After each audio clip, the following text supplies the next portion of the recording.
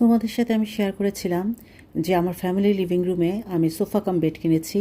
দেন family লিভিংটা কীভাবে সাজিয়েছি সেটা তোমাদের সাথে শেয়ার করব। তো হ্যালো এভরিওয়ান, আসসালামু আলাইকুম। কী অবস্থা, কেমন আছো সবাই? আই হোপ সবাই অনেক অনেক অনেক ভালো আছো। আমি চলে এসেছি আজকে একটা হোম ডেকোর, একটু ভিন্ন রকমের একটা ভিডিও নিয়ে।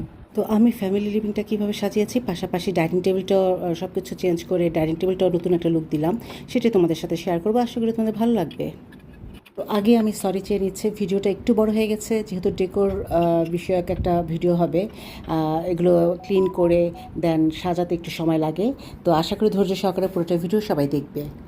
আমি ডাইনিং টেবিলটার সমস্ত কিছু চেঞ্জ করে, টেবিল ম্যাট রানার চেঞ্জ করে নতুন করে একটা লুক দিলাম। আর এখানে যে হলো টেবিলটা সোফার সাথে কিনেছিলাম, তো সেটাকে আমি এভাবে রাখলাম।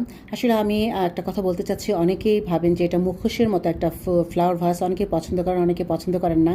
এই বিষয়টা হচ্ছে কি, আমি এই রুমে যেহেতু নামাজ পড়ি না, তাই এই রুমে আমি এগুলো রাখি। যে রুমে আমি নামাজ পড়ি সেই রুমে এই ধরনের কিছুই নাই, যার জন্য আমার সমস্যা হয় না। আর এই সেন্টার টেবিলটা প্রথমে এভাবে সাজিয়েছিলাম, দেখলাম যে খুব একটা ভালো লাগছে না। চারটা জিনিস একসাথে ভালো লাগে না। যে কোনো ডেকোরেশন পিস তিনটা রাখলে ভালো লাগবে, বা পাঁচটা বেজোড় রাখতে হয়। তো এটাকে আবার নতুনভাবে একটু সাজাবো, তো দেখাচ্ছি কিভাবে আবার রাখলাম। গাছটা সরিয়ে ফেললাম। যখনই কিছু সাজানো হোক না কেন, ভালো মতো ক্লিন করে দেন সেই জিনিসগুলো সাজাতে হয়। তো আমি সেন্টার টেবিলটা গ্লাস ক্লিনার দিয়ে আগে ক্লিন করে দেন আমি শোপিসগুলো রাখছি। আর এখানে ইয়েলো থিম ব্যবহার করেছি, যেহেতু আমার সোফাটা ইয়েলো। তো দেখতে পাচ্ছ এভাবে রাখলাম এখানে।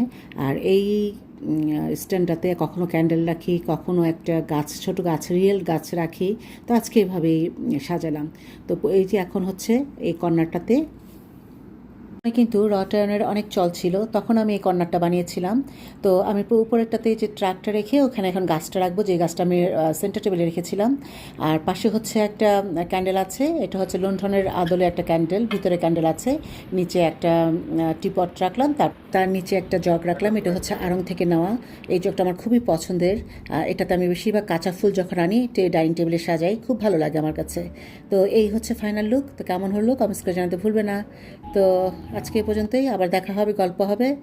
ভালো থাকো সবাই। Thanks for watching. Take care, bye bye, আসসালামু আলাইকুম।